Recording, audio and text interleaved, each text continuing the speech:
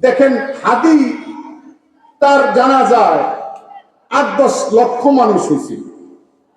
আপনার আমার জানাজায় কয় লক্ষ হইব? আবু সাইদ সে এরকম করে বলছে গুলি কর, ঠিক না?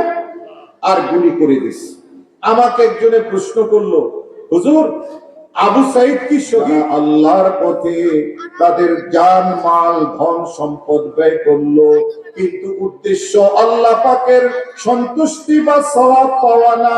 তার উদ্দেশ্য হলো সমাজের ভিতরে যেন মানুষ জানে, তাকে যখন বলে যারা অমুকে ভালো ডোনার, অনেক অনুদান করছে, অমুক অমুক জায়গায় ওনার অনুদান, এটা যাতে প্রচার হয়, আপনার সামাজিক মর্যাদা যাতে বাড়ে।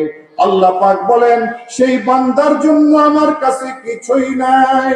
বলছেন যেমন একটি পাথরের উপরে যদি মুষলধারে বৃষ্টি হয়, যেমন একটি ধুলা কণাও থাকে না, যে লোক দেখানোর জন্য, প্রশংসা পাওয়ার জন্য, ইলেকশনে জিতার জন্য যে দান করে, আল্লাহ বলেন আমার কাছে এক ধুলি কণা নেকিও তার জন্য না।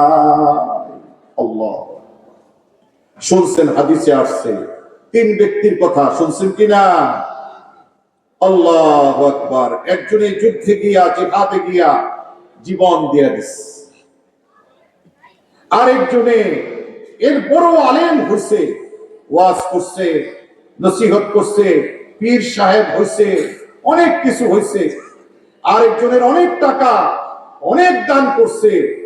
3 জনই আল্লাহর কাছে যায়। শহীদকে বলবে কেন শহীদ হয়েছ? বলছে আল্লাহ আপনার দেওয়া জীবন, আপনার বিধান জমিনে প্রতিষ্ঠার জন্য আমি জীবন দিয়েছি। আল্লাহ বলবে যে না, আমার সাথে মিথ্যা কথা বলিস না, তুই এই জন্য যে তোকে বীর উত্তম খেতাব দেওয়া হবে, ওই জন্য তুই শহীদ হয়েছিস। আমাদের দেশে দেখেন 1.5 বছর আগে যখন এই যে যেটাকে জুলাই আন্দোলন বলা হইতেছে, সেখানে অনেক মানুষই জীবন দিয়েছে। 1,500 তো সবাই বলতেই আছে, জানা অজানা আরো কত আছে কে জানে। যাই হোক, এর মধ্যে সবচেয়ে যে ঘটনাটা বেশি প্রচার হয়েছে সেটা হলো রংপুরের আবু সাইদ। সে এরকম করে বলছে গুলি কর, ঠিক না? আর গুলি করে দিস। আমাকে একজনে প্রশ্ন করলো, হুজুর আবু সাইদ কি শহীদ? আমি বললাম ভাই আমি তো বলতে পারবো না। সারা দেশে তো তারে শহীদ বলতেছে। আমি বলি ভাই এখন আবু সাইদ শহীদ কিনা আমিও বলতে পারবো না, সারা দেশের মানুষও বলতে পারবো না। বলতে পারবে একমাত্র কে? আল্লাহ।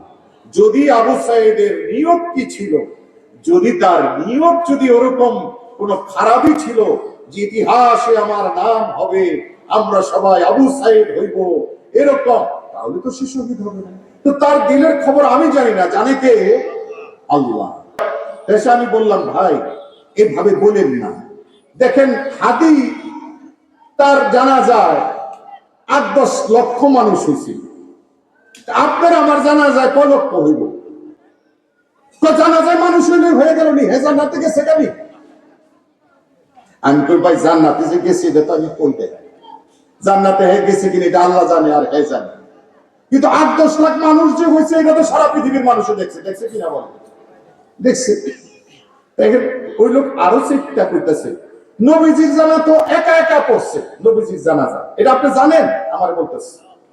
আমি কই না বেশি একটা জানি না, তো আপনার তো শুনলাম।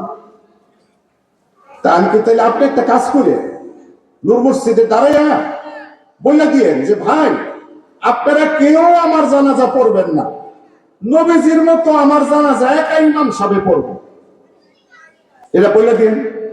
এম করে চা আমার দিকে, মানে হুজুরে একটু তেরা কথা কইলে মানুষটা মানে নাকি? কারণ মনে করে হুজুরে তো আমরা পালি,